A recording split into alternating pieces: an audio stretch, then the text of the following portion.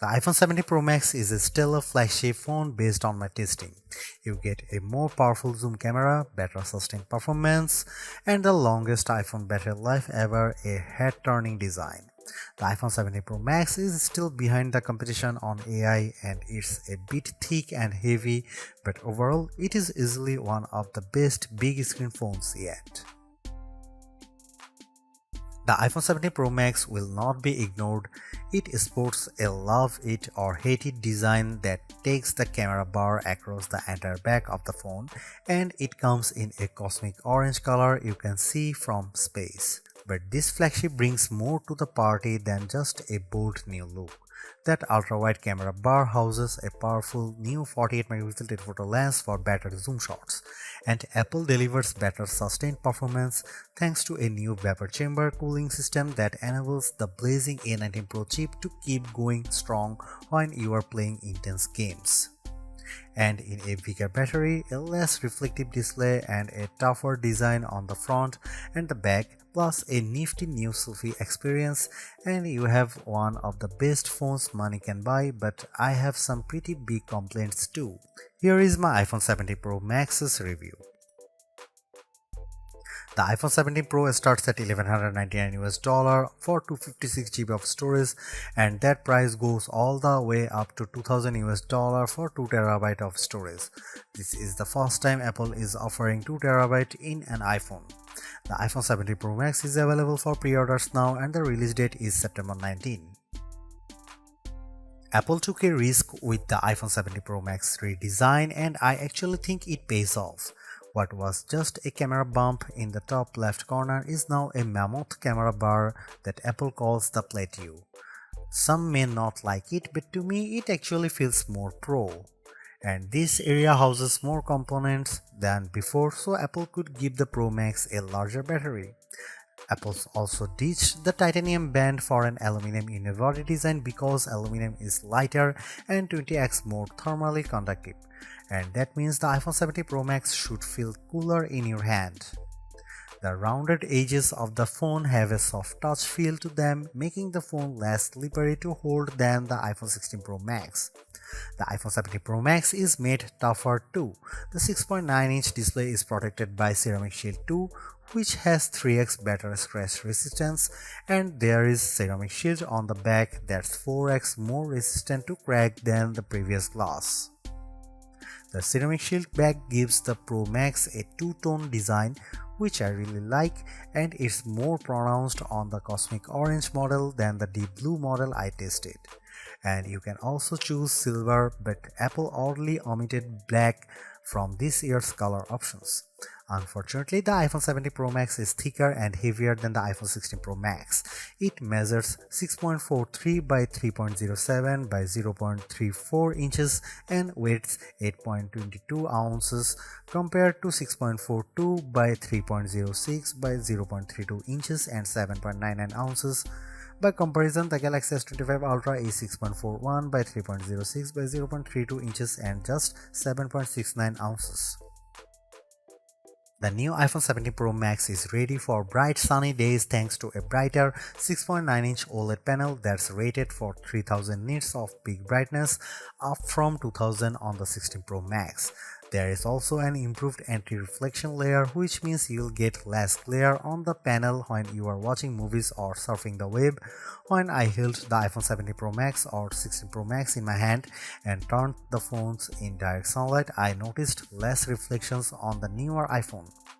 When I put the iPhone 17 Pro Max next to my S25 Ultra to play one battle after another trailer, Samsung's phone looked a bit brighter but suffered from slightly more glare.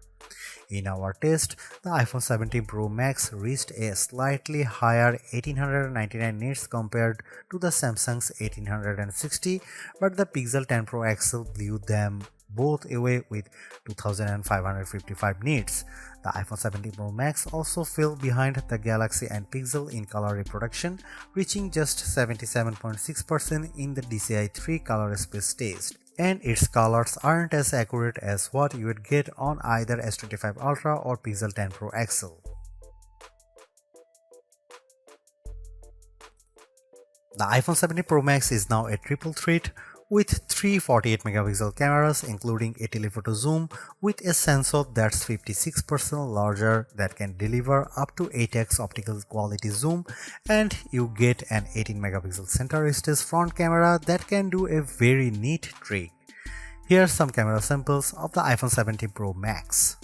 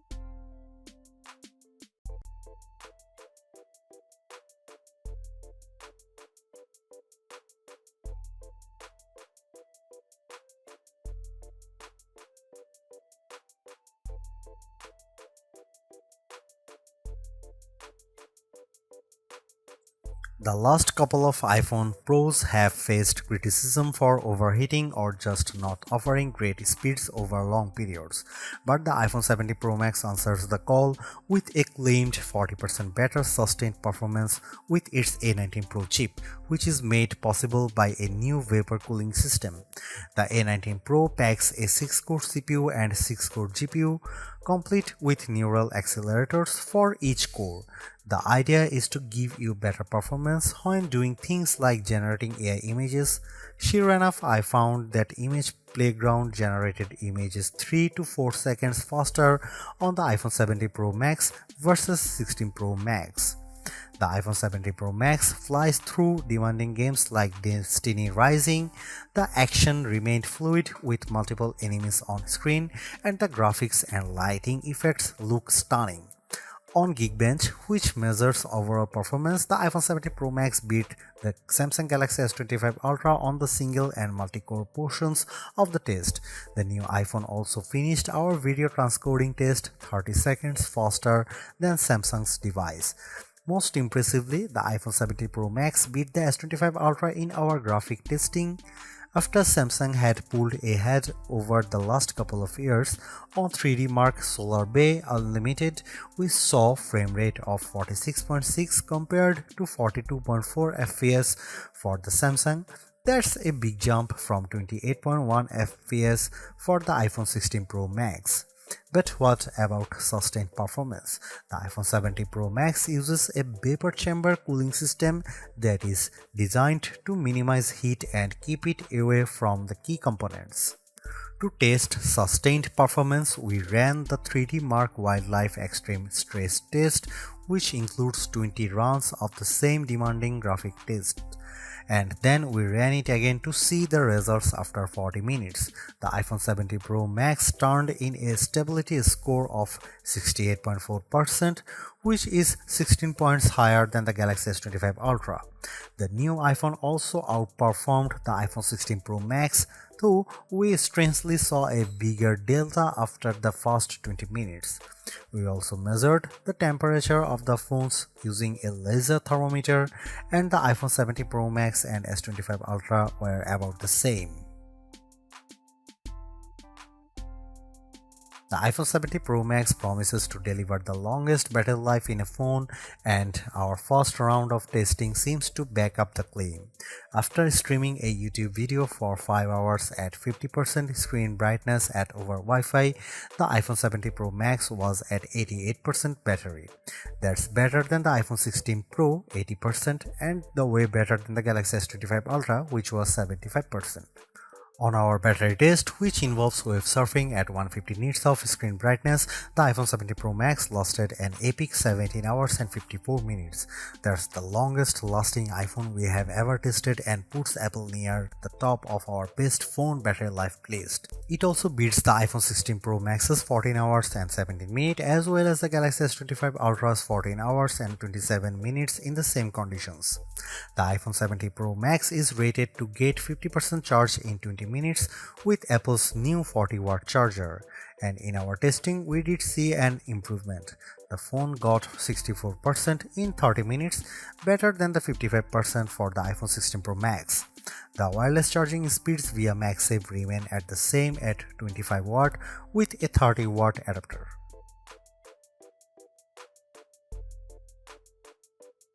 At iOS 26, Apple's new software update has plenty of upgrades including a sleek liquid glass design, but I am more impressed with features that make your life easier, such as call screening and hold assist in the phone app.